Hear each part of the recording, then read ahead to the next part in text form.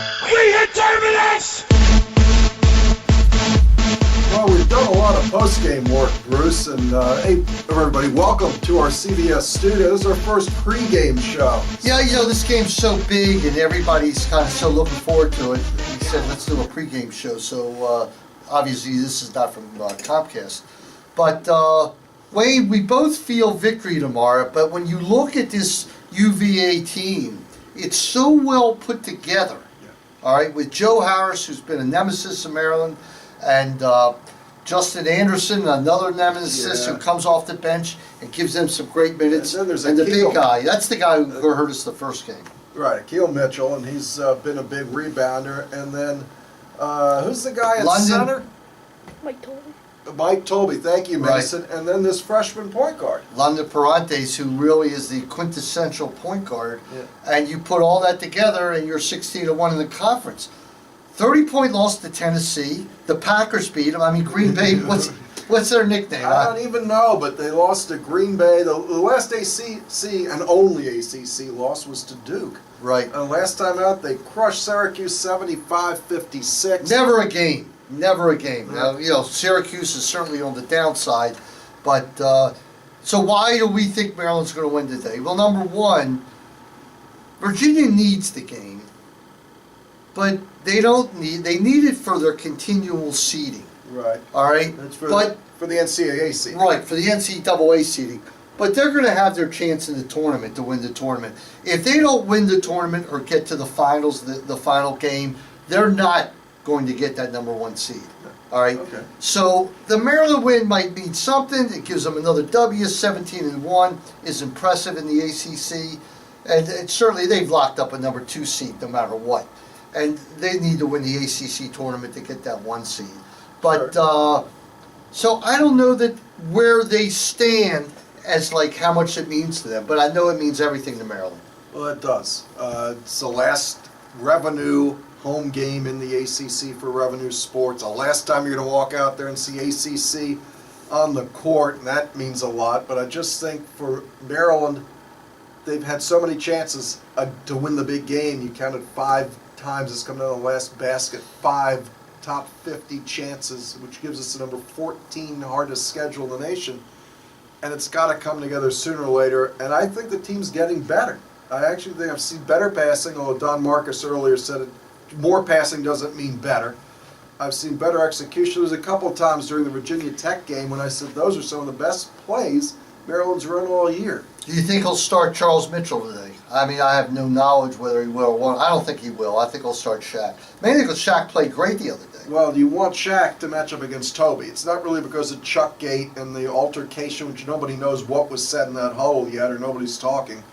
But the fact that he doesn't suspend Mitchell, I actually. I don't think it. I think Gary Williams put it great. I saw him on Comcast, and he said that when you have that kind of problem with a player, you've got to look at the whole season. Has he been to practice all the time? Does he practice hard? Is his attitude good? Is his attitude good during the games? And apparently, he got a pass because all those answers were yes. Well, and I think that it earned him a pass. I thought he should be suspended for a game, just to show that you're on top of things and you're not going to allow that kind of stuff to happen. So do you see it that Turgeon and the gang lost control of the team, or Not just at all. somebody said the wrong thing at the Somebody wrong time? said the wrong thing, and then maybe there's some frustration on the team too. I mean, Charles Mitchell had a ball that hung on the rim against Duke. If it goes in, the whole nation knows who he is. Right. It falls out, it's just another tough loss for Maryland. Listen, they haven't won a top 50 game. No. I think just for their own psyche to beat Virginia and get that top 50 win, propel them into the tournament. You take your chances. 4 games in 4 days doesn't seem probable for this team, but who knows? And for what it's worth, you could say an NIT bid's on the line.